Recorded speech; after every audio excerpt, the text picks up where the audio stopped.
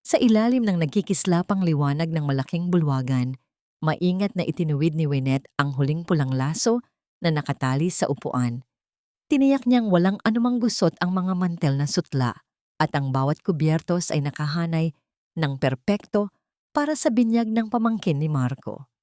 Sa kanyang mga kamay ay isang porselanang mangkok na naglalaman ng umuusok na sabaw ng abalone, ang paboritong putahe ng kanyang biyenan na si Doña Salve. Ipinagluto niya ito ng may buong pag-iingat. Tinitiis ang init ng kusina bago pa man sumikat ang araw. Ngunit sa likod ng kanyang maamong ngiti at walang maliw na pag-aasikaso, isang matalim na punyal ang nakabaon sa kanyang dibdib. Kani-kanina lamang, bago siya umalis ng bahay, binuksan niya ang kanyang personal na kahadiyero upang kunin ang isang maliit na kahong pilus na pula. Ang kahong iyon ay naglalaman ng mga gintong alahas na inipon ng kanyang inang si Rosario. Sa loob ng 30 taon ng paglalaba at pananahi, isang pamana na ibinigay sa kanya noong araw ng kanyang kasal. Ang kahon ay nawawala. Wala itong bakas ng puwersahang pagbukas. 2 tao lamang ang nakakaalam ng passcode ng kahang iyon. Siya at ang lalaking tinawag niyang asawa. Dumating ang mga panauhin. Pumasok si Doña Salve na balot ng mamahaling alahas at siksik ng matapang na pabango na kayang lunurin ang sinumang makalanghap. Kasunod nito ay si Marco, nakasuot ng makinis na trahe at may hawak na kopita ng pulang alak, ang larawan ng isang matagumpay na haligi ng tahanan. Ilang saglit pa ay dumating si Rosario, ang ina ni Wynette. Nakasuot ang matanda ng isang simpleng lumang bestida na may kupas na kulay, malayo sa karangyaan ng mga bisita ni Doña Salve. Lumapit si Rosario sa hapag kung saan nagtitipon ang pamilya Santos. Sa kanyang inosenteng tinig, dala ng malalim na pangungulila sa pamanang ibinigay niya sa nag-iisang anak, marahan siyang nagsalita. Balae, pasensya na kung nakakaabala. Gusto ko lang sanang itanong kung napansin niyo yung maliit na pulang kahon na pilus. Pamanang ginto ko sana yon kay Wynette. Baka kasi naisama sa mga gamit niyo nung naglinis kayo ng bahay nila. Tumigil ang paggalaw ng lahat ng tao sa paligid ng mesa. Ang hanging malamig mula sa aircon ay tila naging yelo. Tinitigan ni Doña Salve si Rosario mula ulo hanggang paa. Ang mga labi nito ay unti-unting pumorma sa isang mapangutyang ngiti. Excuse me? Anong ginto ang pinagsasabi mo rito sa harap ng mga bisita ko? Ang kapal naman ng mukha mong magbintang sa pamamahay ko. Kung may kinuha man ang pamilya namin mula sa anak mo, utang na loob pa niya iyon. Ang mabuting asawa, dapat handang isuko lahat ng alahas at pera niya para sa asenso ng asawa niya. Kayo na nga itong galing sa squatter, kayo pa itong may ganang maghanap ng barya. Bago pa man makasagot si Rosario, mabilis na umigkas ang palad ni Doña Salve at marahas na dumapo sa pisngi ng matanda. Ang puwersa ng kamay ay nag-iwan ng madilim na pulang marka sa kulubot at pagod na balat ni Rosario. Napayuko ang matanda. Pilit na itinatago ang nanginginig na mga balikat. Ang lamig ay mabilis na gumapang mula sa talampakan ni Wynette, paakyat sa kanyang gulugod. Namimilipit ang kanyang sikmura, hindi dahil sa gutom, kundi sa labis na pandidiri at panlulumo. Ang lahat ng dugo sa kanyang katawan ay tila umurong nang bumaling ang kanyang paningin kay Marco. Inasahan niyang tatakbo ang kanyang asawa upang protektahan ang kanyang ina. Inasahan niyang may matitira pang kahit isang butil ng respeto ang lalaking pinag-alayan niya ng kanyang pawis, yaman at kabataan. Ngunit nanatiling nakatayo si Marco. Tiningnan lamang ng lalaki ang namumulang pisngi ng kanyang biyenan at sa halip na umawat, dahan-dahan itong tumalikod. Pinihit niya ang kanyang katawan palayo, itinaas ang hawak na kopita at humigop ng alak na tila walang nangyaring karumaldumal sa kanyang harapan. Sa pagkakataong iyon, dahil sa panginginig ng kanyang mga kamay, umagos ang mainit na sabaw ng abalone sa gilid ng porselanang mangkok at tumulon ng diretso sa likod ng palad ni Wynette. Ang nakapapasong init ay mabilis na sumunog sa kanyang balat. Subalit, walang luhang pumatak mula sa kanyang mga mata. Naging manhid ang kanyang buong katawan. Napagtanto niyang mas masakit ang yelo ng pagtalikod ni Marco kaysa sa apoy ng kumukulong sabaw. Bumagsak ang porselanang mangkok sa malamig na sahig. Nadurog ang mamahaling lalagyan at kumalat ang paboritong sabaw ng kanyang biyenan sa mga paanan nito. Sumambulat ang nagmantsang sabaw sa makintab na sapatos ni Doña Salve. My God, Wynette, look at what you did to my shoes. Wala ka talagang breeding, manang-mana ka sa nanay mo. Bulyaw ng biyenan, bakas ang matinding pandidiri sa mukha nito. Hindi sumigaw si Wynette. Hindi rin niya niyakap ang kanyang ina upang umiyak. Sa halip, yumuko siya. Kinuha niya ang isang puting serbilyeta na nakakalat sa sahig at dahan-dahang pinunasan ang namantsang sapatos ng babaeng nanakit sa kanyang ina. Bawat paghagod niya sa balat ng sapatos ay ang unti-unting pagkadurog ng huling hibla ng pagmamahal niya sa pamilyang ito. Nang matapos siyang maglinis, dahan-dahan siyang tumayo. Tiningnan niya ang kanyang asawang patuloy na nagtatago sa anino ng kaluwagan nito. Pagkatapos ay itinuon niya ang kanyang paningin kay Doña Salve. Wala nang init sa kanyang mga mata, wala nang pagmamahal, at wala na ring asawang handang maging sunod-sunuran. Sa maliit at masikip na paupahan ni Rosario, ang amoy ng luma at mamasa-masang kahoy ay tila sumasakal sa hininga ni Wynette. Malayo ito, sa malawak at amoy mamahaling pabango na bulwagan na kanina lamang ay kinalalagyan nila. Maingat na idiniin ni Wynette ang isang malinis na bimpo na may balot na yelo sa namumula at namamagang pisngi ng kanyang ina. Ang bawat patak ng tubig mula sa natutunaw na yelo ay marahang dumadaloy sa pagitan ng kanyang mga daliri. Tila mga luhang tumatanggi siyang ibuhos sa harap ng matanda. Hindi nagsalita si Rosario.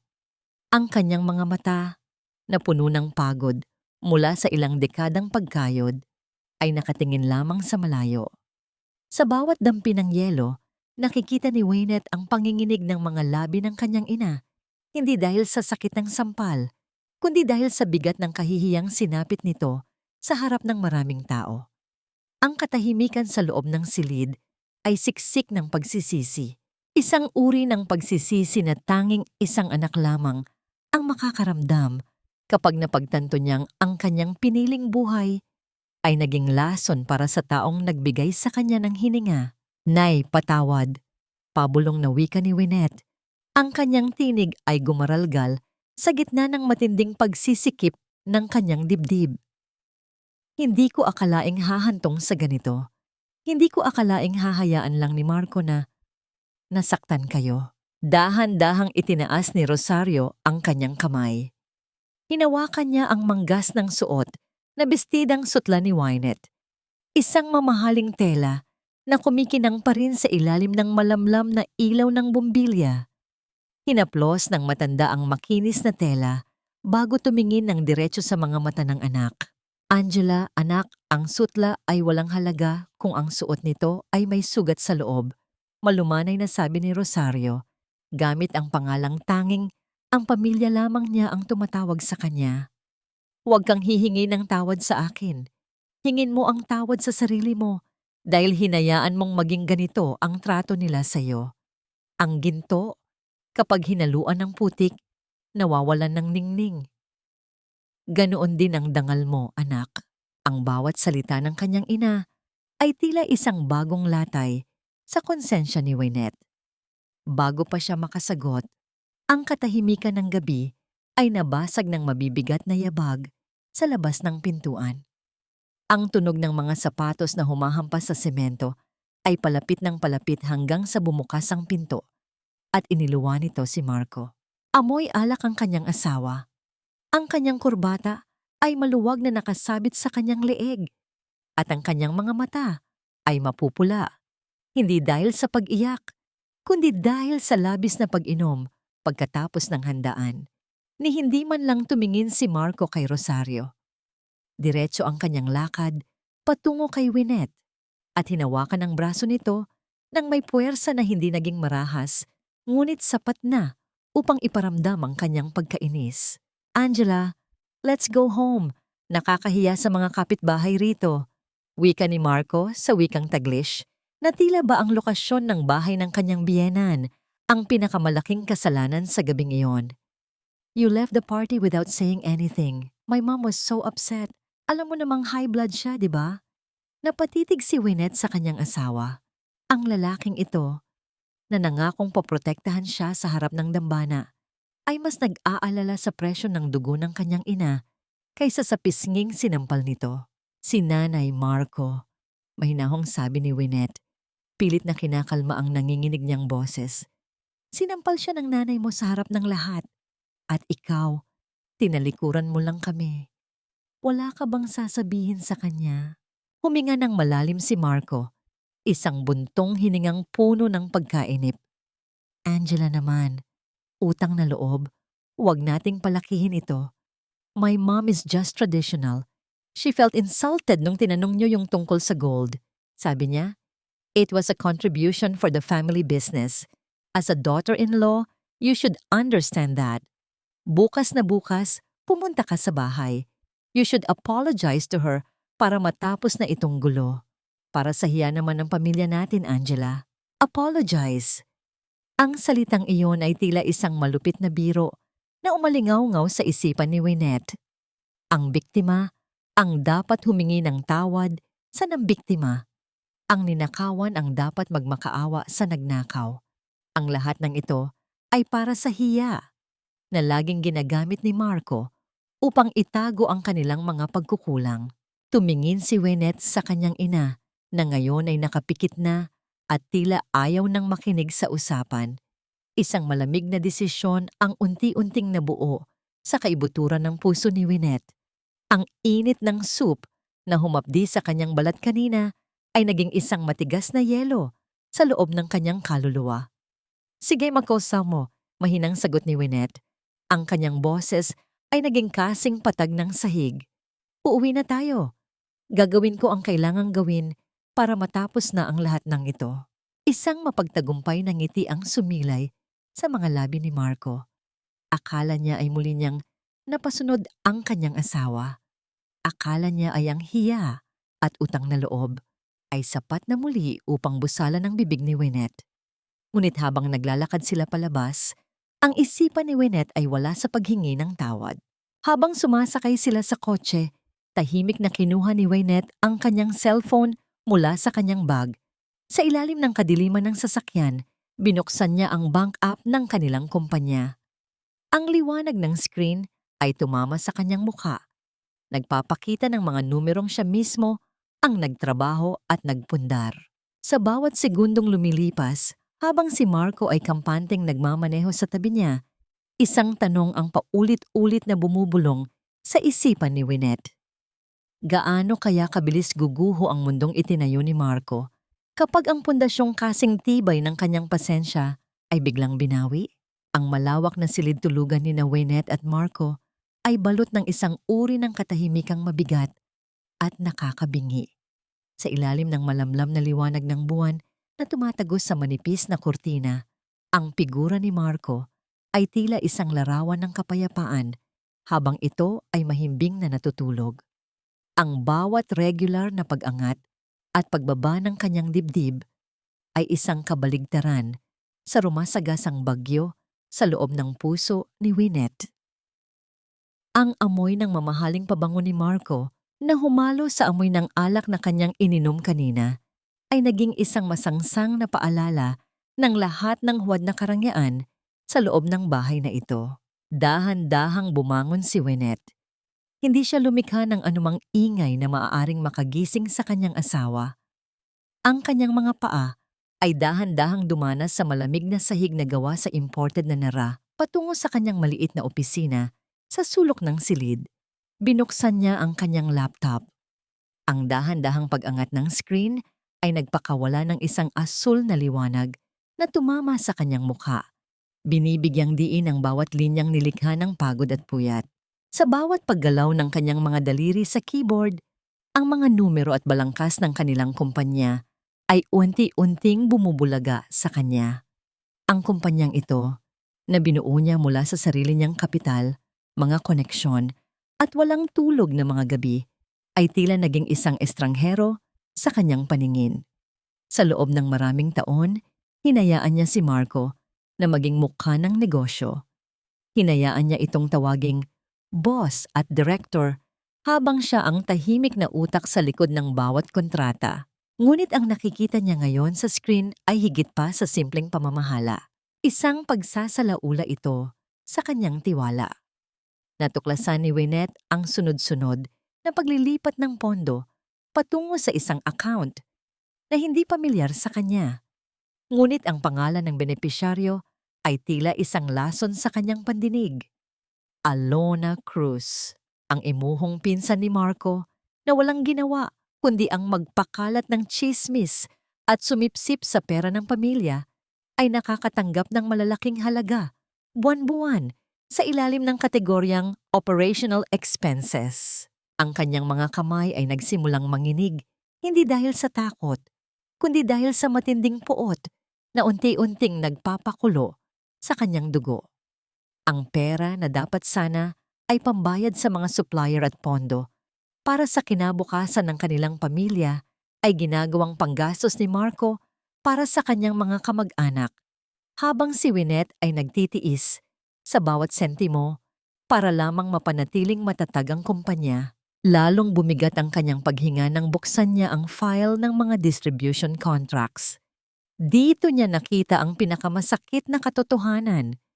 Halos lahat ng mga pangunahing kasunduan sa mga supplier ay nakadepende sa kanyang personal na lagda at sa mga ari-ariang ipinamana sa kanya ng kanyang ama.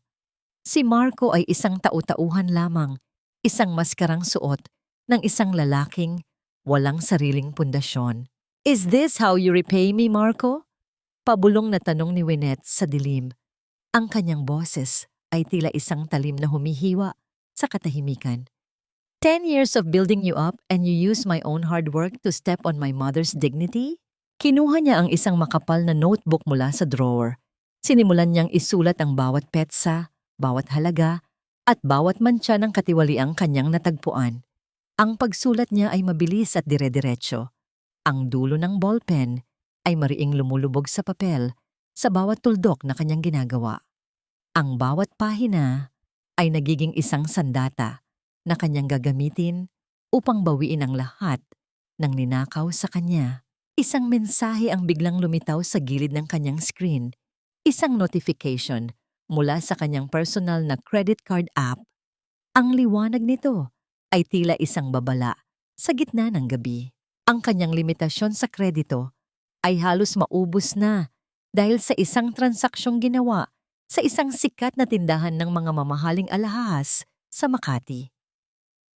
Ang oras ng transaksyon ay kanina lamang, habang siya ay nasa bahay ng kanyang ina at inaalagaan ang sugatang damdamin nito.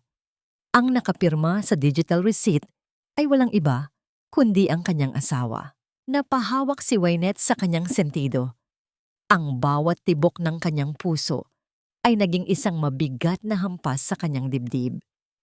Hindi lamang ang kanyang ina ang sinaktan ni Marco, hindi lamang ang kumpanya ang ninakawan nito, kundi maging ang kanyang sariling pagkakakilanlan bilang isang asawa ay unti-unti na ring nilalamon ng kawalang hiyaan ng pamilya Santos.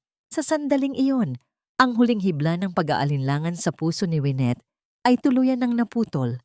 Ang hiya na laging ibinabato sa kanya ni Marco ay wala ng kapangyarihan.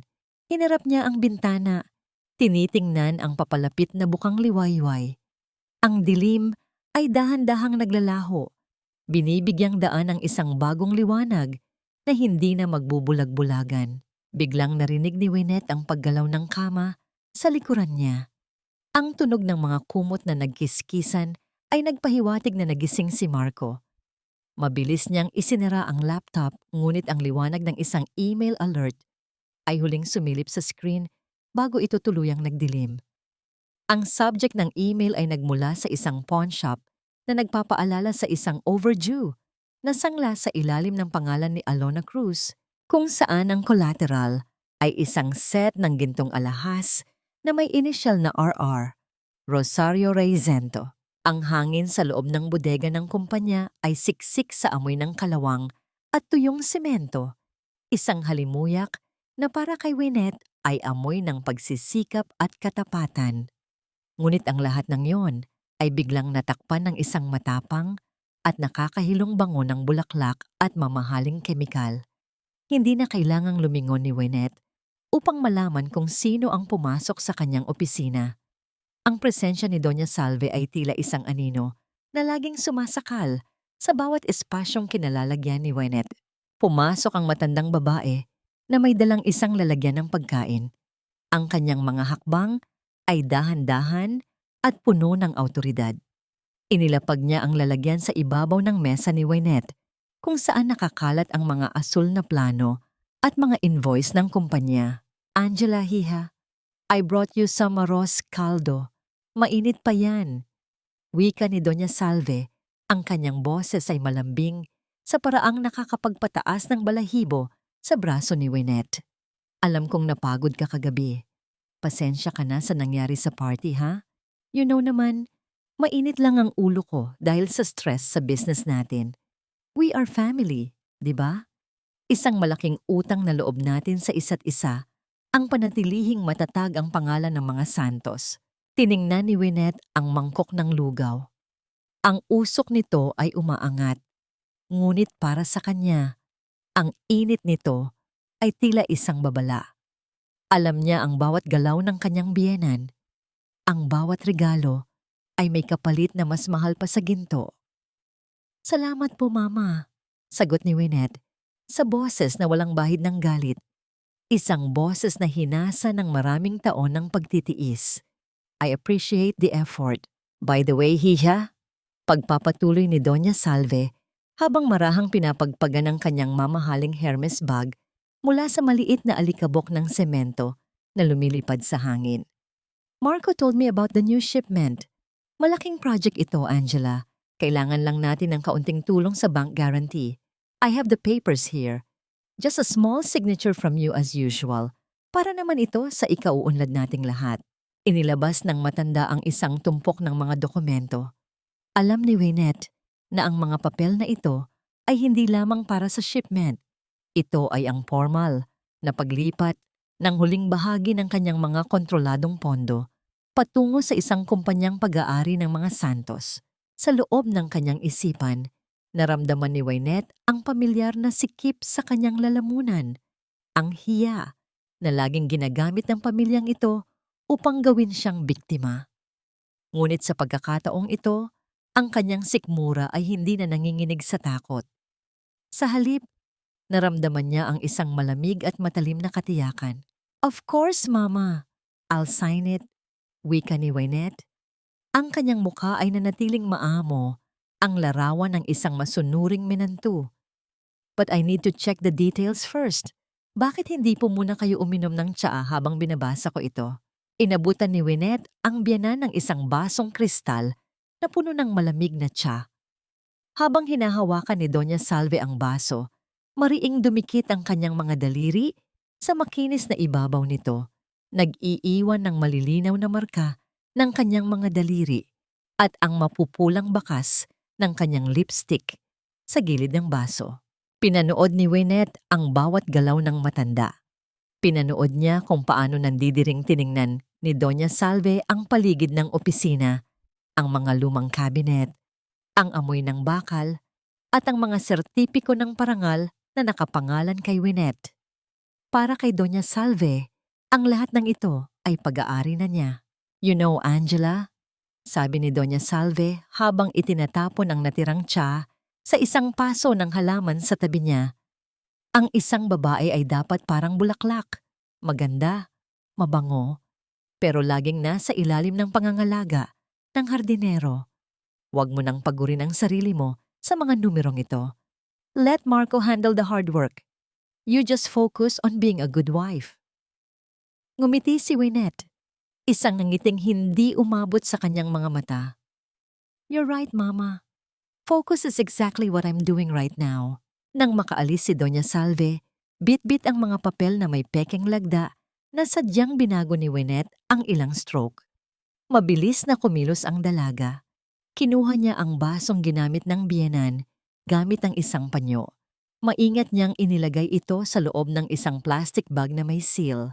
Ang matapang na amoy ng pabango ni Doña Salve ay nananatili pa rin sa silid, nakikipagbuno sa amoy ng semento. Nilapitan ni Wynette ang bintana at binuksan ito ng malawak. Habang humahampas ang hangin sa kanyang mukha, kinuha niya ang kanyang telepono at tinawagan si Attorney Gabriel. Gabriel, I have the evidence.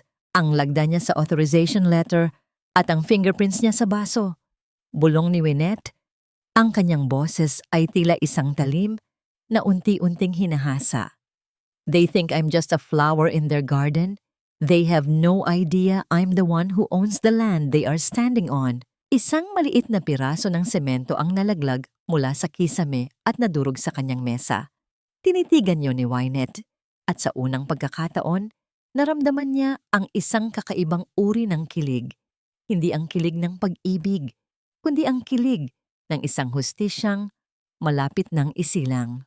Ang sikat ng araw na tumatago sa bintana ng silidlaba ay walang init na dala para kay Wynette. Ang hanging pumapasok ay may halong amoy ng sabon at matapang na kemikal ng pampaputi. Isang amoy na tila sumasakal sa kanyang lalamunan.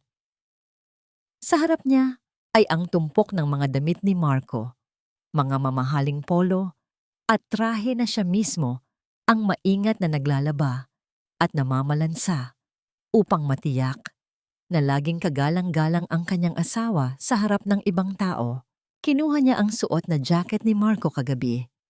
Habang hinahawakan niya ang tela, ang amoy ng alak at banyagang pabango ay tila sumusuka sa kanyang mukha. Isang pamilyar na bigat ang dumagan sa kanyang dibdib, ngunit sa halip na luha, isang malamig na panginginig ang gumapang sa kanyang mga daliri.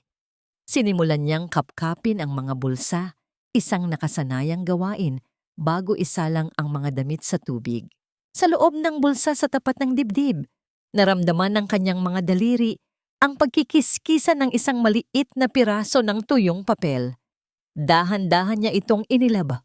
Ang papel ay gusot-gusot, tila mabilis na isinilid at kinalimutan. Nang ilatag ni Wynette ang papel sa ibabaw ng makinang panlaba, ang mundo ay tila huminto sa pag-ikot. Isang kulay rosas na papel mula sa isang tanyag na pawn shop sa kanto ng kanilang subdibisyon. Ang petsang nakasulat ay noong nakaraang linggo, ang araw na sinabi ni Marco na nasa isang mahalagang board meeting siya hanggang madaling araw. Ngunit ang pinakamasakit na bahagi ay ang mga impormasyong nakasulat sa itim na tinta. Item, 1 set of 24-karat gold jewelry with RR initials. Appraised value, 200,000 pesos. Ang pangalan ng nagsangla, Alona Cruz. Ang pangalan ng garantor, Marco Santos. Naramdaman ni Wynette ang biglang pag-akyat ng asido mula sa kanyang sikmura patungo sa kanyang lalamunan. Ang kanyang mga tuhod ay nanghina at kinailangan niyang kumapit sa gilid ng mesa upang hindi tuluyang bumagsak sa sahig. Ang kanyang paningin ay nagdilim at ang bawat tibok ng kanyang puso ay tila isang mabigat na martilyo na humahampas sa kanyang bungo. Hindi lamang ito simpleng pagnanakaw, isang malupit na pagtataksil ito na binalak at pinagkasunduan ng lalaking natulog sa tabi niya kagabi. Ang mga alahas na pinaghirapan ng kanyang inang si Rosario, ang tanging alaala ng dignidad ng kanilang pamilya, ay ginawang puhunan ni Marco para sa kung anumang bisyo o utang na kailangan niyang bayaran. 10 years, Marco, bulong ni Wynette. Ang kanyang tinig ay halos hindi marinig sa gitna ng ugong ng hanging labas. 10 taon akong naniwala na kahit mahina ka, kahit sunod-sunuran ka sa nanay mo, ay may natitira ka pang kabutihan sa puso mo. Isang mapait na ngiti ang gumuhit sa kanyang mga labi habang tinititigan ang inisyal na RR sa papel. Naalala niya ang bawat patak ng pawis ni Rosario habang naglalaba para sa ibang tao. Bawat gabing hindi ito natutulog para lamang makapag-ipon ng pambili ng gintong yon. Ang bawat sentimong ginastos ni Rosario para sa alahas na yon ay may dalang pangarap para sa kinabukasan ni Wynette. At ngayon, ang pangarap na yon ay naging isang gusot na papel sa loob ng bulsa ng isang lalaking walang dangal. Dahan-dahang itinuwid ni Wynette ang papel. Kinuha niya ang mainit na plansa na nakahanda sa gilid at, nang walang pag-aalinlangan, idiniin niya ito sa ibabaw ng resibo. Ang init ng bakal ay nagpatuyo sa anumang natitirang kahalumigmigan sa papel. Ginagawa itong matigas at matalim. Hindi na siya iiyak. Ang bawat luha na inilaan niya para kay Marco sa nakalipas na mga taon ay tuyo na. Sa bawat hagod ng plansa sa resibong yon, nararamdaman niya ang unti-unting pagkamatay ng huling hibla ng pag-ibig sa kanyang puso. Ang tanging natitira ay ang malamig at matigas na hangarin para sa hustisya. Itinago ni Wynette ang resibo sa loob ng kanyang bra, malapit sa kanyang puso. Hindi bilang isang alaala ng pag-ibig, kundi bilang isang paalala ng digmaang kailangan niyang simulan. Hinarap niya ang tumpok ng mga damit ni Marco. Kinuha niya ang bote ng pampaputi at, sa halip na gamitin ito ng may pag-iingat, ibinuhos niya ang lahat ng laman nito sa puting polo ng kanyang asawa. Pinanood niyang unti-unting natutunaw ang hibla ng tela sa ilalim ng matapang na kemikal. Tila ba ang polo ay isang simbolo ng kanilang pagsasama na ngayon ay unti-unti nang naglalaho at nagiging abo. "Angela, are you still there? My breakfast is waiting." Ang boses ni Marco mula sa dining room ay muling narinig, puno ng kapangyarihan at kawalang alam. Huminga ng malalim si Wynette. Inayos niya ang kanyang buhok at lumabas ng silidlaba na may mukhang kasing payapa ng dagat bago ang isang tsunami. Ang loob ng opisina ni Attorney Gabriel Yulo ay nababalot ng amoy ng luma at mamahaling balat ng mga libro at ang matapang na halimuyak ng itim na kape. Walang ingay rito maliban sa mahinang pag-ikot ng bentilador sa kisame na nagbibigay ng kaunting ginhawa laban sa maalinsangang hapon sa labas. Sa harap ni Wynette, nakaupo ang isang lalaking may mga matang kasing talim ng balisong at may kilos na kasing lamig ng bakal. Inilatag ni Wynette sa ibabaw ng lamesang nara ang lahat ng mga ebidensyang nakalap niya sa loob ng ilang araw na pananahimik. Ang kulay rosas na resibo mula sa pawn shop, ang mga screenshot ng mabilis na paglipat ng pondo, at ang listahan ng lahat ng ari-ariang nakapangalan sa kanya na ginagamit ni Marco nang walang pahintulot. Ang pagkikiskisa ng mga papel sa ibabaw ng mesa ay tila isang babala ng paparating na bagyo. Hindi agad nagsalita si Gabriel. Kinuha niya ang kanyang salamin at maingat na binasa ang bawat pahina. Ang katahimikan sa pagitan nila ay siksik sa bigat ng katotohanan. Nang sa wakas ay ibinaba niya ang mga dokumento, tumingin siya ng diretso sa mga mata ni Wente. "Angela, alam mo ang ibig sabihin nito." Simula ni Gabriel sa kanyang malalim at seryosong boses. "If we file these, there is no turning back. Hindi lang ito tungkol sa pera o sa kumpanya. This will be a total war. Marco and his family will be left with nothing, not even their pride. Handa ka na ba sa magiging tingin ng ibang tao sa'yo?" Huminga ng malalim si Wynette. Naramdaman niya ang malamig na tasa ng kape sa kanyang mga palad. Ang pait ng inumin ay tila gumagapang sa kanyang lalamunan, ngunit hindi ito kasing pait ng alaala ng sampal na dumapo sa pisngi ng kanyang ina. "Attorney, 10 taon akong nagtiis sa tingin ng ibang tao." Sagot ni Wynette. Ang kanyang boses ay walang panginginig. "Naging sunod-sunuran ako dahil akala ko iyon ang kahulugan ng pagiging isang mabuting asawa. I shielded them with my own body, with my own wealth. Pero nung sinampal nila ang nanay ko habang nakatayo lang si Marco at nanonood, doon ko na-realize na wala akong pinoprotektahan, kundi mga anay na unti-unting kumakain sa pagkatao ko." Tumango si Gabriel. Kinuha niya ang isang makinis na panulat at inilapag ito sa gitna ng mesa, sa tapat ng isang makapal na dokumento. Ang petition for nullity of marriage at ang motion for freezing of assets. You have two choices, Angela. Pagpapatuloy ng abogado. We can settle this quietly, give them a chance to pay you back in installments and save their faces. Or we can execute the scorched earth strategy. We cut their credit lines, we freeze their corporate accounts, and we demand the immediate return of the jewelry under criminal charges for qualified theft. They will fall hard and they will fall fast. Sa loob ng isipan ni Wynette, bumalik ang imahe ni Rosario na nakayuko sa maliit na silid.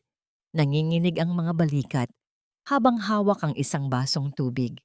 Naalala niya ang mapangaping ngiti ni Doña Salve at ang kawalang hiyaan ni Marco habang humihigop ng alak. Ang kanyang kamay, na dati ay marahang humahaplos sa likod ni Marco upang paginhawahin ito, ay dahan-dahang lumapit sa panulat. Ang lamig ng pilak na balat ng bolpen ay tila nagbigay ng kuryente sa kanyang buong katawan. Attorney, I don't want a settlement.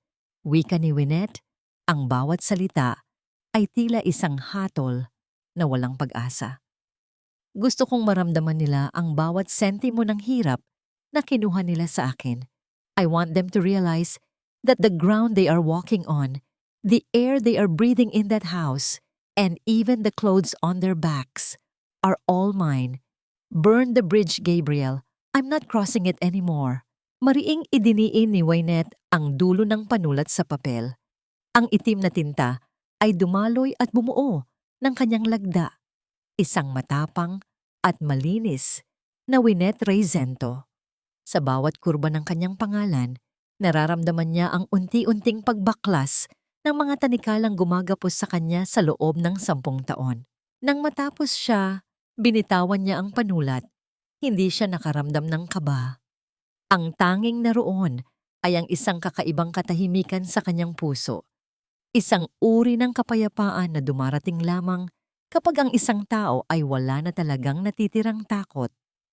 Tumingin si Gabriel sa lagda. At pagkatapos ay kay Wynette. Isang maliit na ngiti ng paghanga ang sumilay sa kanyang mga labi.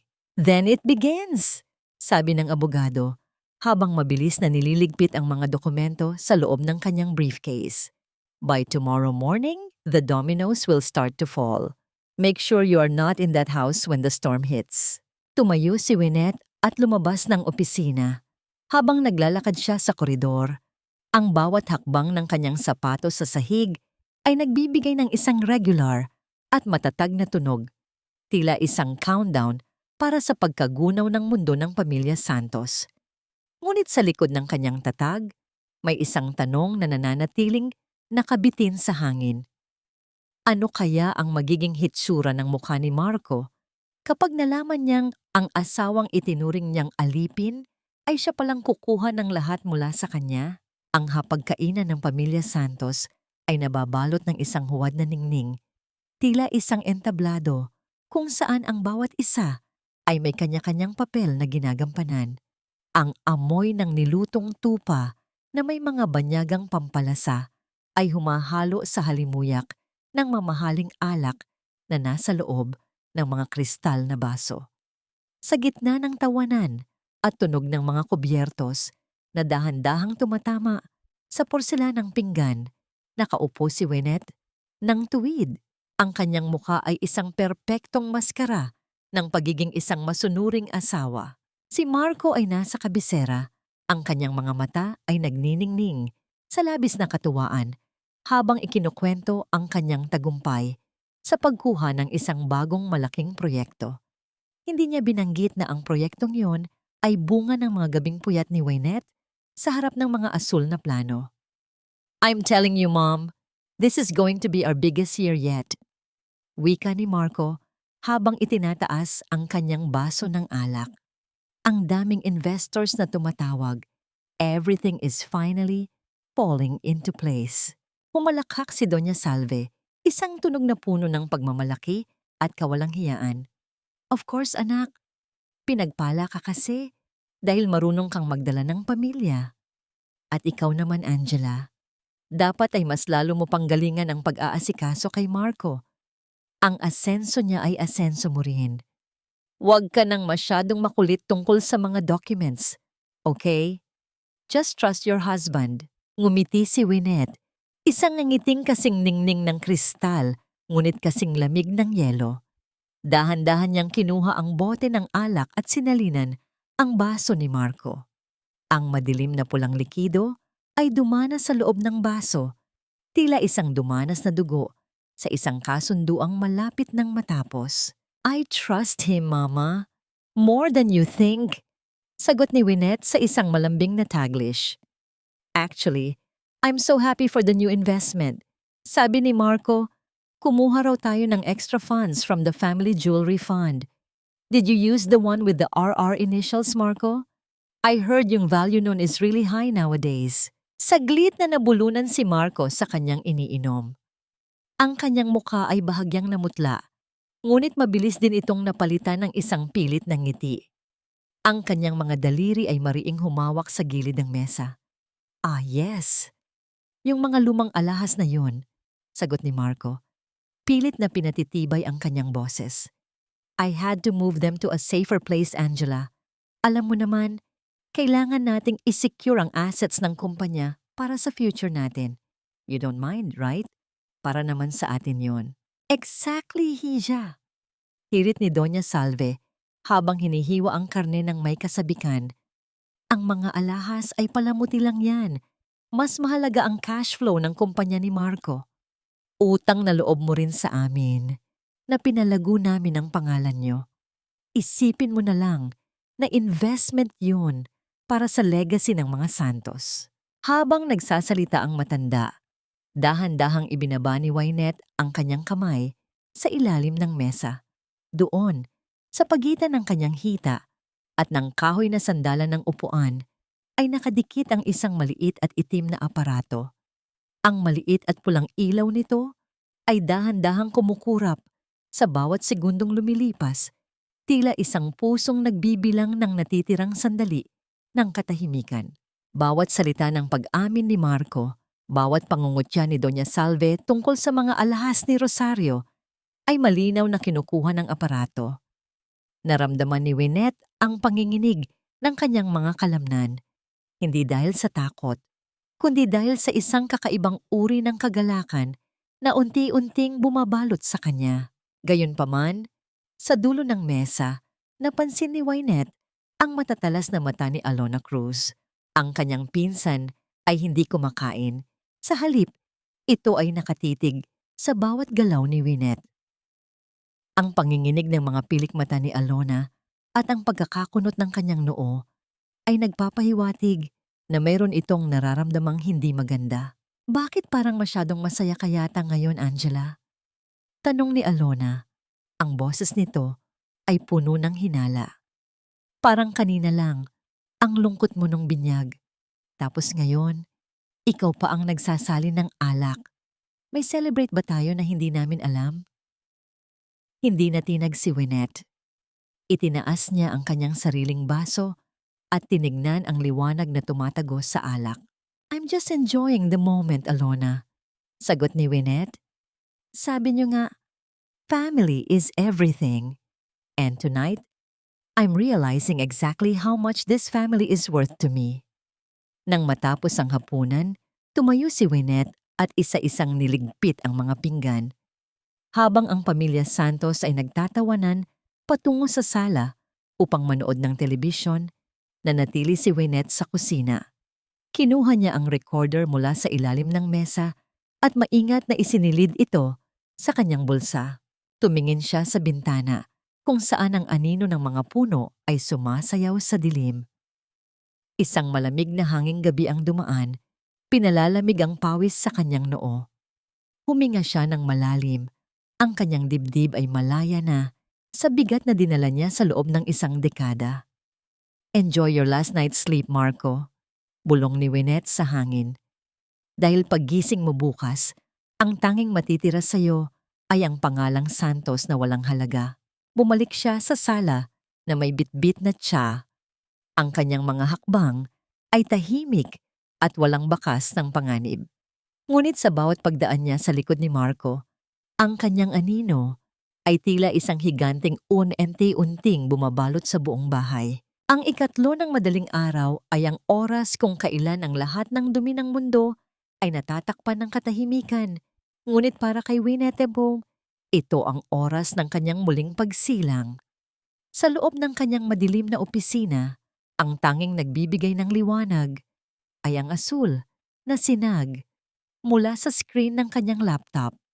Ang bawat dahan-dahang pagpindot niya sa keyboard ay tila isang paghatol, isang tahimik na pagputol sa mga ugat na nagdudugtong sa kanya sa pamilya Santos. Sa ilalim ng gabay ni Attorney Gabriel, sa kabilang linya ng mensahe, isa-isang binawi ni Wynette ang mga dokumentong nagbibigay buhay sa kapangyarihan ni Marco. Ang bawat pag-click ng mouse ay nagpapadala ng mga digital na utos sa bangko. Kanselahin ang lahat ng corporate guarantee, bawiin ang autorisasyon sa mga linya ng kredito, at i-freeze ang mga account na nasa ilalim ng kanyang pangalan, ngunit ginagamit ng kumpanya. Naramdaman ni Wynette ang panginginig ng kanyang mga daliri, hindi dahil sa kaba, kundi dahil sa adrenaline na dumadaloy sa kanyang mga ugat. Ang bawat transaksyong kanyang itinitigil ay isang pader na guguho sa mundo ni Marco sa loob ng ilang oras. Matapos ang lahat ng digital na pag-atake, tumayo si Wynette at lumakad patungo sa kanilang silid-tulugan. Tinitigan niya si Marco na mahimbing pa ring natutulog, walang kamalay-malay na ang imperyong kanyang kinatatayuan ay isa ng guho. Dahan-dahang hinubad ni Wynette ang kanyang singsing sa kasal. Ang pilak na bilog ay madulas na dumanas sa kanyang daliri, tila isang laso na sa wakas ay iniluwa ng kanyang katawan. Inilapag niya ito sa ibabaw ng side table, sa tabi ng isang basong tubig na wala ng laman. Kinuha niya ang kanyang maliit na maleta na kanina pa nakahanda sa loob ng closet. Wala siyang dinalang mamahaling gamit na binili ni Marco gamit ang pera ng kumpanya. Ang tanging laman nito ay ang kanyang mga personal na dokumento, ilang piraso ng simpleng damit, at ang larawan ng kanyang inang si Rosario. Ang bigat ng maleta ay tila sumisimbolo sa lahat ng taon ng kanyang pagtitiis. Ngunit sa bawat hakbang niya palabas ng silid, ang bigat na yon ay unti-unting naglalaho. Pagbaba niya sa sala, ang amoy ng luma at tuyong bulaklak sa florera ay tila nagpapaalala sa kanya ng isang patay na relasyon. Hindi siya lumingon. Hindi niya hinayaan ang kanyang sarili na lamunin ng nostalgia. Para sa kanya, ang bahay na ito ay hindi kailanman naging tahanan. Ito ay naging isang gintong kulungan lamang na itinayo mula sa kanyang sariling dugo at pawis. Sa paglabas niya ng pintuan, ang malamig na hangin ng madaling araw ay humampas sa kanyang mukha. Tila isang malinis na tubig na naghuhugas sa kanyang nakaraan. Pinihit niya ang susi sa huling pagkakataon at iniwan ito sa ilalim ng paso ng halaman. Walang ingay ng pag-alis, walang sigawan, wala ring mga luhang pumatak. Ang kanyang pag-alis ay kasing tahimik ng isang anino, ngunit kasing bagsik ng isang sumpa. Eksaktong 6:00 ng umaga, habang ang unang sinag ng araw ay tumatama sa bintana ng silid ni Marco, ang katahimikan ng bahay ay nabasag. Hindi ito nanggaling sa tinig ng tao, kundi sa sunod-sunod na panginginig ng cellphone ni Marco na nasa ibabaw ng side table. Ang screen ng telepono ay paulit-ulit na nagliliyab sa gitna ng silid. Nagpapakita ng mga notification mula sa bangko. Transaction declined, account frozen, credit limit revoked. Nagising si Marco. Ang kanyang mga mata ay pikit mulat pa habang inaabot ang telepono. Sa kanyang pag-upo, napansin niya ang bakanting bahagi ng kama at ang malamig na unan sa tabi niya. Ngunit bago pa man niya matawag ang pangalan ni Wynette, ang kanyang paningin ay napako sa isang bagay na kumikinang sa ilalim ng liwanag ng umaga. Ang sing-sing sa kasal na naiwan sa mesa, at sa ilalim nito ay isang maikling sulat na may 3 salita lamang na nakasulat sa matapang na tinta. The debt is settled. Sa sandaling iyon, ang cellphone ni Marco ay muling nagliwanag. Sa pagkakataong ito ay isang tawag mula sa kanyang head of operations na may dalang balitang magpapabagsak sa kanyang buong pagkatao. Sa loob ng isang marangyang spa, sa gitna ng lungsod, ang hangin ay siksik sa bango ng eucalyptus at mga mamahaling langis na pampakalma. Nakasandal si Doña Salve sa isang malambot na upuang pelus. Ang kanyang mukha ay nababalutan ng isang mamahaling maskara habang ang kanyang mga kaibigan sa alta sosyedad ay nakapaligid sa kanya. Ito ang kanyang paboritong oras, ang oras ng pagpapakitang gilas, kung saan ang bawat tawa niya ay tila isang anunsyo ng kanyang kapangyarihan at yaman. Huwag kayong mag-alala, girls, it's on me. Wika ni Doña Salve ng may malapad na ngiti habang iniaabot ang kanyang makinang na gold card sa receptionist. Isama niyo na rin ang lahat ng kinuha nilang facial treatments and massage oils. My son Marco just closed a huge deal, so we have a lot to celebrate. Inilagay ng receptionist ang card sa maliit na makina sa ibabaw ng counter. Naghintay ang lahat. Ngunit sa halip na ang pamilyar na paglabas ng resibo, ang screen ng makina ay nagpakita ng isang malamig at puting mensahe. Transaction declined. Contact issuer. Bahagyang kumunot ang noo ni Doña Salve, ngunit pinanatili niya ang kanyang mapagmataas na tindig. Oh, baka may error lang ang machine niyo. Try it again, Hija. That's a premium card. Muling sinubukan ng receptionist, ngunit ang resulta ay pareho pa rin. Sa pagkakataong ito, ang mga kaibigan ni Doña Salve ay nagsimula nang magbulungan sa likuran niya. Naramdaman ni Doña Salve ang unti-unting pag-akyat ng init sa kanyang leeg. Ang bawat segundong lumilipas ay tila isang oras ng pagpapahiya sa harap ng mga taong pinagyayabangan niya. I'm sorry, ma'am, but the card is really not working. Do you have another way to pay? Tanong ng receptionist. Ang tinig nito ay nananatiling magalang, ngunit ang kanyang mga mata ay may bakas na ng panghuhusga habang tinititigan ang mamahaling Hermes bag ni Doña Salve na ngayon ay tila wala ng silbi. Dali-daling binuksan ni Doña Salve ang kanyang bag, hinahanap ang anumang perang papel, ngunit ang tanging nandoon ay ang mga lipstick at isang maliit na salamin. Sa gitna ng kanyang pagkataranta, ang kanyang mga daliri ay nanginginig habang hinahalungkat ang bawat sulok ng bag. Ang matapang na amoy ng kanyang pabango ay tila naging isang masangsang na paalala ng kanyang nasirang dangal. Sa kabilang dako ng lungsod, si Marco ay kasalukuyang nasa gitna ng isang mahalagang board meeting kasama ang kanyang pinakamalaking partner. Nakasuot siya ng kanyang pinakamagandang trahe. Ang kanyang boses ay puno ng kumpiyansa habang ipinapaliwanag ang mga susunod na hakbang ng kumpanya. Ngunit sa gitna ng kanyang pagsasalita, ang kanyang cellphone sa ibabaw ng mesa ay walang tigil sa pagliwanag. Nang sa wakas ay tiningnan niya ito, ang kanyang puso ay tila tumigil sa pagtibok. Isang mensahe mula sa kanyang head of finance. Sir, all our outgoing payments for the suppliers are bouncing. The corporate credit lines have been revoked. We are paralyzed. Biglang natigilan si Marco. Ang kanyang lalamunan ay natuyo. At ang bawat titig ng kanyang mga business partner ay tila naging mga matatalim na araw na tumatagos sa kanyang dibdib. Sinubukan niyang tawagan si Wynette. Isang beses, dalawa, tatlo. Ngunit ang tanging sumasagot sa kanya ay ang mechanical na boses ng operator na nagsasabing hindi maabot ang numerong tinatawagan. Ang katahimikan sa loob ng boardroom ay naging siksik at nakakasakal. Ramdam ni Marco ang butil-butil na pawis na namumuo sa kanyang noo, sumisira sa kanyang maayos na hitsura. Ang kumpanyang itinuring niyang sarili niyang kaharian ay unti nang naglalaho sa harap ng kanyang mga mata. Dali-dali siyang tumayo at lumabas ng boardroom ng walang paalam. Iniwan ng kanyang mga partner na puno ng pagtataka at galit.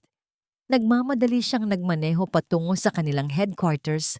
Ang kanyang mga kamay ay mariing nakakapit sa manibela hanggang sa mamuti ang kanyang mga buko-buko. Nang makarating siya sa harap ng gusali, sinalubong siya ng isang tanawing hindi niya inaasahan. Isang malaking crane ang nakaparada sa tapat at ang mga manggagawa ay abala sa pagtanggal ng malalaking titik ng pangalang Santos Construction mula sa fasadang gusali. Tumakbo si Marco patungo sa main entrance, ngunit nang ilapat niya ang kanyang ID card sa scanner, ang maliit na ilaw sa pinto ay hindi naging berde. Nanatili itong pula, isang matigas at walang emosyong kulay na nagpahiwatig na wala na siyang karapatang pumasok sa loob. Tumingala siya sa itaas at nakita ang isang malaking tarpaulin na unti-unting inilaladlad sa itaas ng pinto. Sa gitna ng telang iyon, nakasulat ang isang bagong pangalan sa matapang na kulay asul at ginto. Ray Zento Materials at Logistics. Ang hangin sa loob ng lobby ng kumpanya ay tuyot at malamig. Ngunit hindi nito mapigilan ang pagtulo ng malapot na pawis mula sa noo ni Marco. Sa labas ng malaking pinto na gawa sa salamin, ang ingay ng lungsod ay tila isang malayong bulong.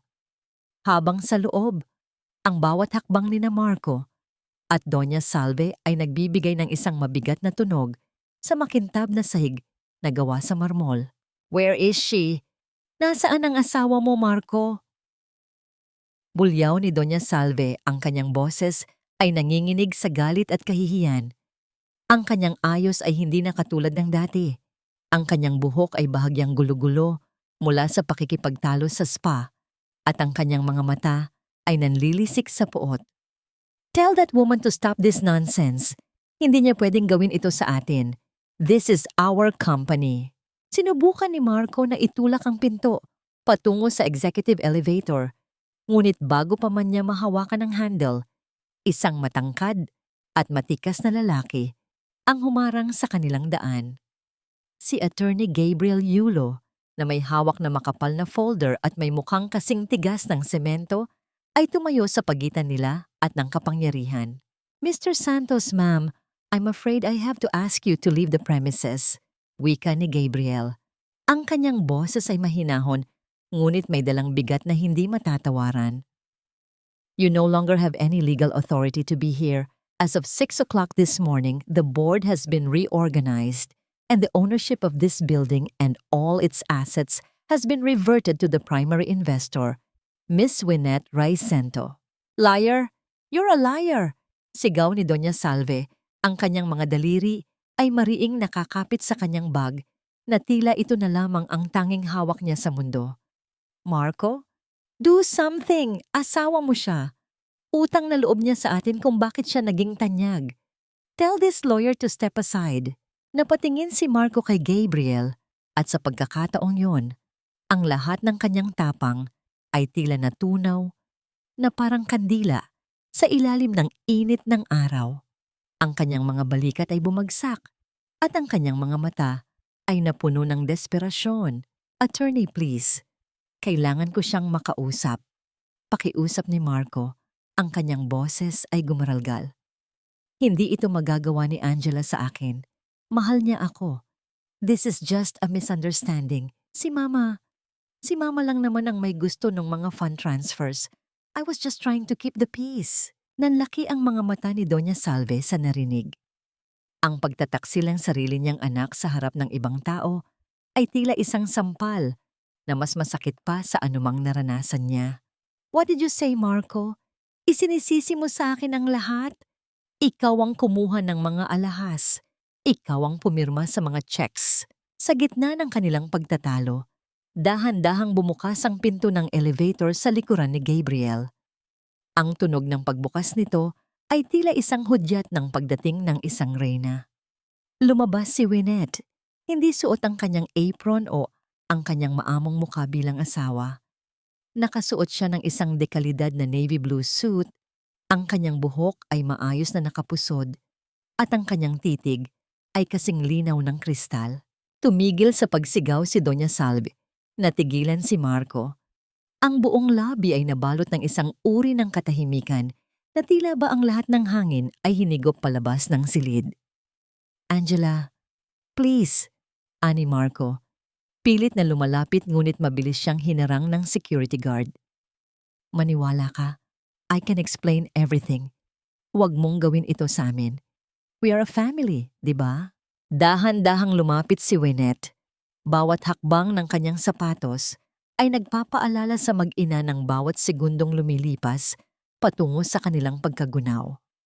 Huminto siya sa harap ni Marco at iniabot ang isang maliit na piraso ng papel. Hindi na tayo pamilya, Marco. Sagot ni Wynette. Ang kanyang boses ay patag at walang anumang emosyon.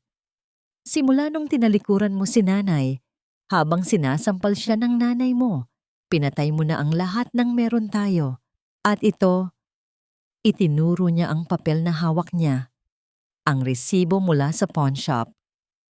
Ito ang huling pako sa kabaong mo. Qualified theft, Marco. At ang lahat ng records ng bank transfers niyo ni Alona? My team is already submitting them to the authorities. Angela, maawa ka. Biglang sigaw ni Doña Salve.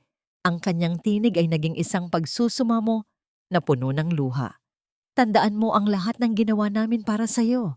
Ang utang na loob mo sa pangalang Santos. Ang tanging utang na loob ko sa inyo, tugon ni Wynette, habang dahan-dahang tumatalikod, ay ang pagtuturo sa akin na ang pasensya ng isang babae ay may hangganan. At ang sa akin, tapos na. Nang muling maglakad si Wynette patungo sa loob, ang pinto ay dahan-dahang nagsara. Iniwan ang mag-ina sa labas ng gusaling dati nilang pinagharian.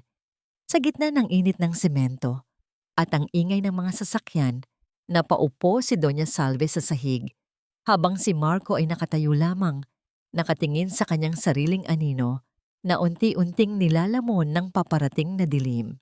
Sa loob ng silid-pulong ng Raizento Materials, ang liwanag mula sa mga neon na karatula sa labas ng gusali ay tumatagos sa malalaking bintanang salamin.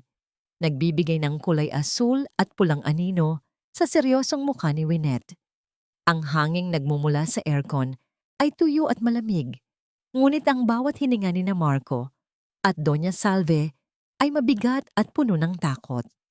Sa isang sulok, pilit na kumakawala si Alona Cruz mula sa pagkakahawak ng isang security guard. Ang kanyang mukha ay namumutla at ang kanyang mga mata ay pabalik-balik ang tingin sa pintuan. Teka, bakit kailangang pati ako madamay rito? Nanginginig na bulyaw ni Alona. Ang kanyang boses ay mataas at puno ng desperasyon. I was just following orders. Si Tita Salve at si Marco ang nag-utos sa akin na dalhin ang mga alahas sa pawn shop. Isang malamig na ngiti ang sumilay sa mga labi ni Wynette. Dahan-dahan niyang inilapag sa ibabaw ng mahabang lamesang gawa sa salamin ang isang makapal na folder. Ang pagkiskis ng papel sa ibabaw ng salamin ay tila isang babala ng kamatayan para sa tatlo. Following orders for a 15% commission, Alona? Tanong ni Wynette. Ang bawat salita ay tila isang matalim na aspile. I have the chat logs. I have the bank statements showing the transfers you made to your personal account. Huwag mo nang subukang magmalinis. Dahan-dahang kinuha ni Wynette ang isang maliit na itim na aparato mula sa kanyang bulsa at inilapag ito sa gitna ng lamesa. Sa isang dahan-dahang pagpindot sa ibabaw nito, ang katahimikan ng silid ay napalitan ng mga tinig na nanggagaling sa recorder. Ito ang tinig ni na Marco at Doña Salve mula sa hapunan kagabi. Ang kanilang pagtatawanan, ang kanilang pag-amin sa paggamit ng pondo, at ang malupit na pangungutya sa dignidad ni Rosario. Habang umaalingaw-ngaw ang kanilang sariling mga tinig sa loob ng silid, ang mukha ni Marco ay unti-unting nawawalan ng kulay. Ang kanyang mga kamay ay mariing nakakapit sa sandalan ng upuan hanggang sa mamuti ang kanyang mga buko-buko. Si Doña Salve naman ay napatakip sa kanyang bibig. Ang kanyang mga mata ay nanlalaki sa bawat salitang kanyang naririnig. Sa gitna ng tensyon, kinuha ni Wynette ang isang maliit na case mula sa kanyang bag. Inilabas niya ang isang lumang kamin na may makapal na grado, ang salamin sa mata ng kanyang inang si Rosario. Dahan-dahan niya itong isinuot. Ang pagsuot niya ng salaming iyon ay hindi lamang para sa kanyang paningin.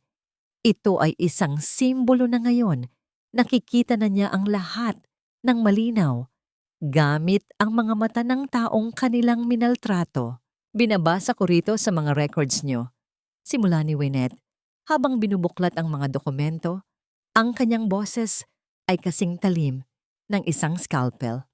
3 million pesos in unauthorized withdrawals, 800,000 in pawned jewelry, at ang pinakamasakit sa lahat, ang pagsasalaula sa pangalan ng kumpanyang ako ang nagpatayo. Marco, you're not just a failure as a husband. You're a criminal. Angela, please! Let's talk about this privately. Pagsusumamo ni Marco, ang kanyang boses ay gumaralgal sa pag-iyak. Huwag mong gawin ito sa amin. Mapapahiya kami sa buong bansa. What about our reputation? Reputation? Tanong ni Wynette. Ang kanyang titig ay nananatiling matatag sa likod ng salamin ng kanyang ina. Naisip mo ba ang reputation ni nanay nung hinayaan mong sampalin siya? Naisip mo ba ang hiya na naramdaman ko nung nalaman kong pati ang ginto niya ay pinag-interesan niyo? You traded your dignity for greed, Marco. And now, it's time to pay the interest.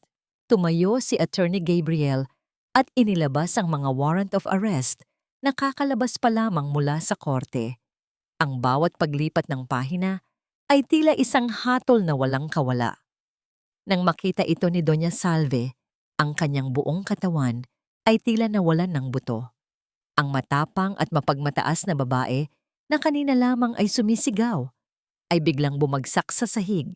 Angela, maawa ka. Hikbi ni Doña Salve habang gumagapang patungo sa paanan ni Wynette. Ang kanyang mamahaling bestida ay nakaladkad sa sahig at ang kanyang mga daliri ay pilit na kumakapit sa gawkwan ni Wynette. We are family. Huwag mo kaming ipakulong. I'll give back everything. Just please, spare us from the shame.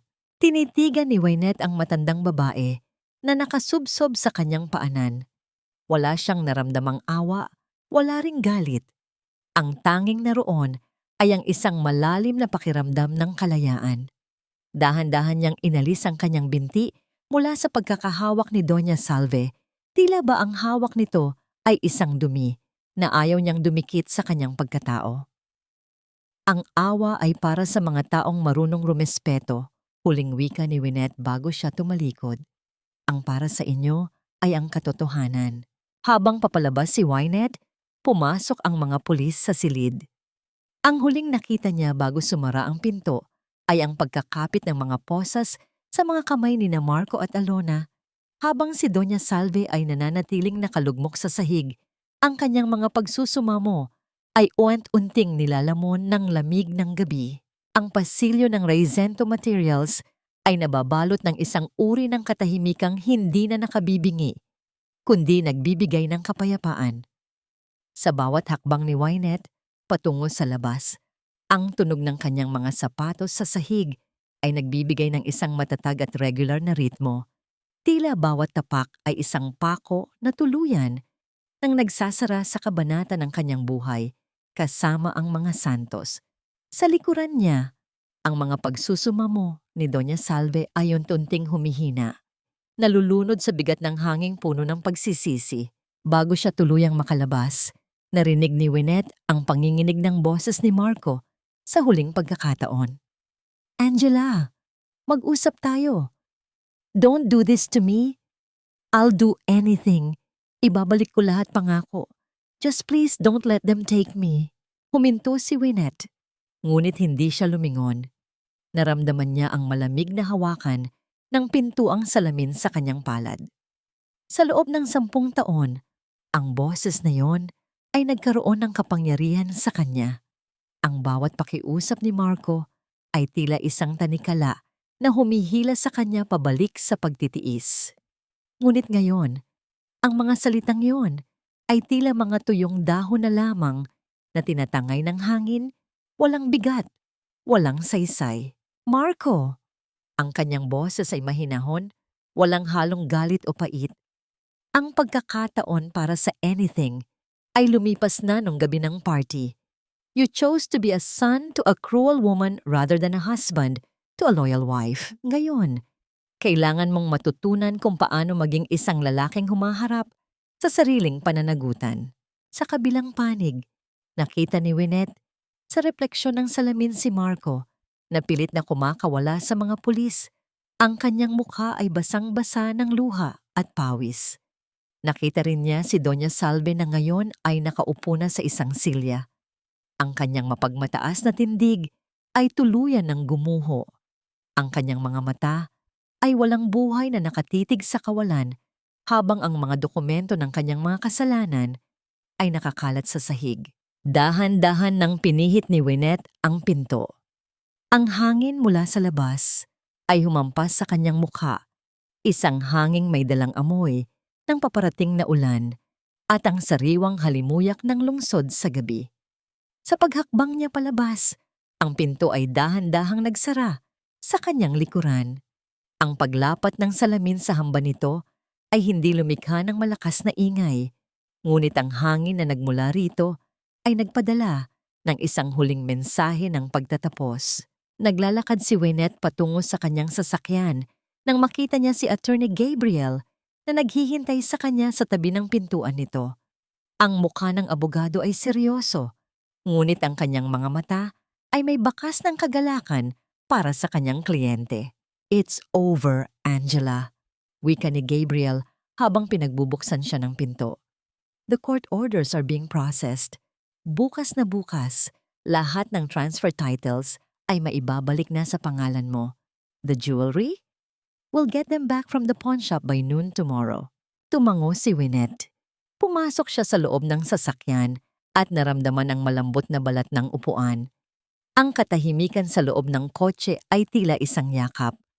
Sa unang pagkakataon sa loob ng maraming taon, hindi na niya kailangang mag-isip kung anong kasinungalingan ang sasabihin niya kay Marco o kung paano niya lulunukin ang mga panlalait ni Doña Salve. "Salamat, Gabriel," bulong niya. "Daanan muna natin si nanay. Gusto ko siyang makita." Habang tumatakbo ang sasakyan sa malawak na kalsada, pinanood ni Wynette ang mga ilaw ng lungsod na mabilis na nagdaraan sa kanyang bintana. Ang bawat ilaw ay tila isang alaala na mabilis na lumalabo. Kinuha niya ang kanyang cellphone at binura ang lahat ng litrato ni Marco at Doña Salve. Ang bawat pagpindot niya sa screen ay isang pagtanggal sa mga tinik na matagal nang nakabaon sa kanyang puso. Nang makarating sila sa maliit na bahay ni Rosario, nakita ni Wynette ang kanyang ina na nakaupo sa balkonahe, may hawak na mainit na tasa ng tsa. Sa ilalim ng dilaw na ilaw ng poste, ang mukha ni Rosario ay payapa. Bumaba si Wynette at mabilis na lumapit sa kanyang ina. Niyakap niya ang matanda ng mahigpit. Amoy sanggumay at sabong panlaba ang kanyang ina. Isang amoy na laging nagbibigay sa kanya ng lakas. Naramdaman ni Wynette ang mainit na palad ni Rosario na humahaplos sa kanyang buhok. Tila binubura ang bawat sakit at kahihiyang dinanas niya sa loob ng pamilya Santos. "Nay, tapos na po," sabi ni Wynette. Ang kanyang boses ay nanginginig sa wakas, hindi dahil sa lungkot, kundi dahil sa labis na ginhawa. "Bawi na po natin ang lahat. Wala na silang magagawa sa atin." Hinalikan ni Rosario ang noo ng kanyang anak. "Sabi ko naman sa iyo, Angela, ang dangal ay hindi nawawala dahil lang sa isang sampal. Nawawala lang ito kapag hinayaan nating tayo ang maging tulad nila. Proud ako sa iyo, anak." Tumalikod si Wynette upang tingnan ang madilim na kalangitan. Walang bituin, ngunit ang buwan ay maliwanag na nakasilip sa likod ng mga ulap. Isang malamig na hanging gabi ang dumaan, tila humahalik sa kanyang mga pisngi. Ang bawat hapdi ng nakaraan ay unti-unting hinuhugasan ng kapayapaan ng kasalukuyan. Sa sandaling iyon, alam ni Wynette na hindi siya nag-iisa at higit sa lahat, alam niyang ang kanyang tunay na buhay ay magsisimula pa lamang. Isang taon na ang lumipas mula nang ang mundong itinayo sa ibabaw ng dumi at kasinungalingan ay tuluyang gumuho at naging abo. Sa malawak na balkonahe ng bagong tanggapan ng Raicento Materials, ang hanging umiihip ay hindi na amoy kalawang o semento, kundi may dalang halimuyak ng mga namumukadkad na sampagwita mula sa hardin sa ibaba. Ang sikat ng umaga ay marahang humahalik sa mga bintanang salamin, nagbibigay ng isang ginintuang liwanag na tila nagpapala sa bawat sulok ng silid. Nakaupo si Wynette sa kanyang silya, ang kanyang likod ay tuwid at ang kanyang mga mata ay payapa habang pinagmamasdan ang buhay na dumadaloy sa lungsod.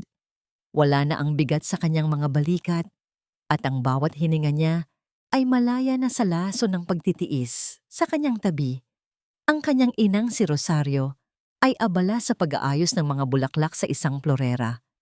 Ang mga kamay ni Rosario, na dati ay nanginginig sa takot, ay matatag na ngayon at may dalang ritmo ng kapanatagan. Angela, anak, may sulat na dumating mula sa abogado. Malumanay na wika ni Rosario habang inilalapag ang isang puting sobre sa mesa. Binuksan ni Wynette ang sobre. Ito ay ulat mula sa legal team tungkol sa huling paghahain ng foreclosure sa mga natitirang ari-arian ng pamilya Santos. Ayon sa balita, si Marco at Doña Salve ay nakatira na ngayon sa isang maliit at madilim na paupahan sa labas ng lungsod, malayo sa karangyaang dati nilang ipinagyayabang. Ang lahat ng kanilang hiya na pilit nilang itinatago sa likod ng mga mamahaling gamit ay tuluyan ng nalantad sa harap ng lahat. Si Marco, na dating direktor, ay balita ring palipat-lipat ng trabaho bilang isang hamak na ahente, habang si Doña Salve ay hindi na makalabas ng bahay dahil sa tindi ng kahihiyang sinapit ng kanilang pangalan. Hindi nakaramdam ng katuwaan si Wynette sa kapahamakan ng iba. Ang naramdaman niya ay isang malalim na uri ng katarungan, isang katarungang hindi nanggaling sa galit, kundi sa katotohanan. Ang bawat sentimong kinuha nila sa kanya ay naibalik na. Ngunit higit pa sa pera, naibalik sa kanya ang kanyang sariling pagkatao. Dahan-dahang binuksan ni Wynette ang kanyang drawer at inilabas ang maliit na kahong pelus na pula.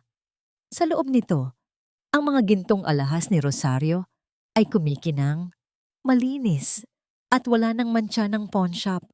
Kinuha niya ang kwintas at lumapit sa kanyang ina.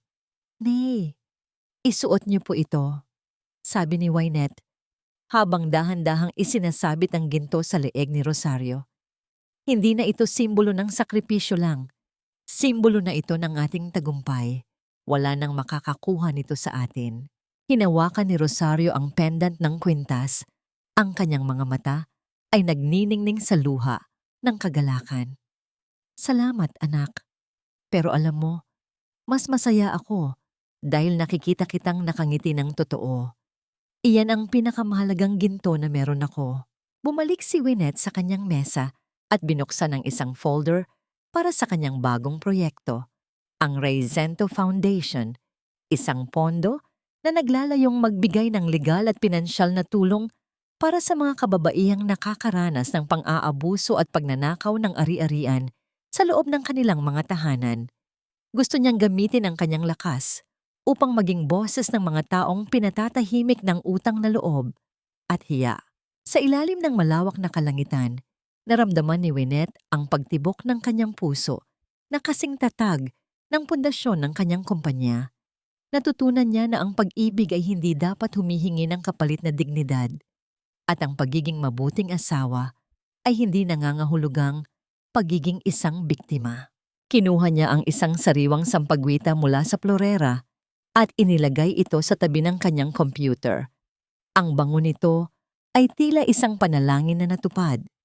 Habang ang araw ay patuloy na umaakyat sa langit, alam ni Wynette na tapos na ang panahon ng ulan. Ang kanyang buhay, ang kanyang tunay na buhay, ay nagsisimula pa lamang sa ilalim ng liwanag, ng katotohanan at pagmamahal sa sarili.